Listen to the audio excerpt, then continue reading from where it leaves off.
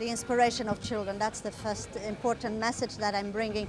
Their reaffirmation, their commitment, and their strong experience. They are not talking here about ideals. They are not telling me about nice principles.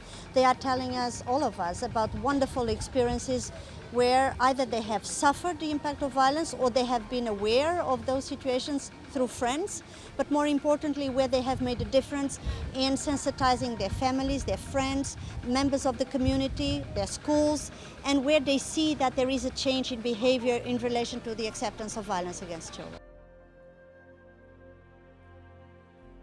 One of the most important things is the temptation to conceal, to silence, situations of violence against children, and to consider that they are part of a long tradition that is rooted in society, and therefore it's very difficult to discuss it and even more difficult to overcome it and eliminate it in an effective manner. So I have been touched by the number of illustrations that have been brought to our discussions. It may be female genital mutilation, it may be the abandonment of babies, it may be the placement of children in enlarged family members where they are distant from those who can support them and at the same time are suffering abuse. It may be the children who suffer abuse within the school system, who are beaten by their teachers and who are distrusted by society as a whole. And therefore these are very important examples in the region, but I want to stress that it's not limited to this region. Unfortunately, it is a phenomenon that we see in all regions of the world, and therefore the commitment of children in West Africa needs to also be told in other parts of the world so that other regions and governments and civil society feel inspired by what they have achieved in this wonderful Accra Youth Forum. We need to create platforms and opportunities for children to participate in reflections, in dialogue, in understanding what is right and wrong, and how can they be disciplined, as they have again today reaffirmed they want to be. They want to be perceived as behaving people, not irresponsible people. So first, dialogue and participation, which is a fundamental right of children.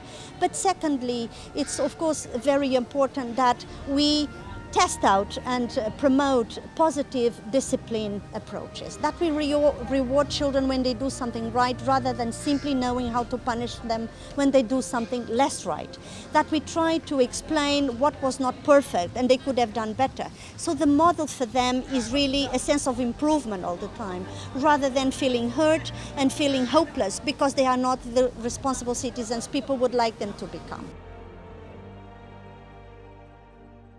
I'm very hopeful that with the active support of all the organizations that are behind this forum, there will be a very good document, that captures and very good tools, including advocacy tools, that capture the richness and the in-depthness of the discussions, of the commitment of all stakeholders, the government, United Nations agencies, civil society organizations, and children themselves.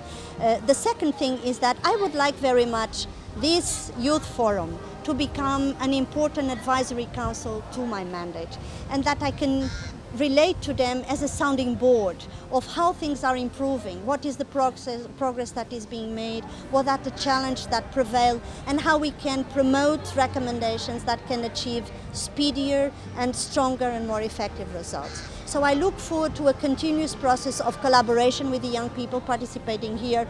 It's not a meeting, it's just the beginning of an important process that I would like to see replicated in other regions of the world. And I think it's fantastic that West Africa is generating this movement that I hope will be very successful in changing the mindset of people, policymakers, but also leaders in international organizations and parents and members of the families everywhere in the world. And I hope that I will keep coming back to celebrate many changes and to continue to feel inspired by the children I have seen here.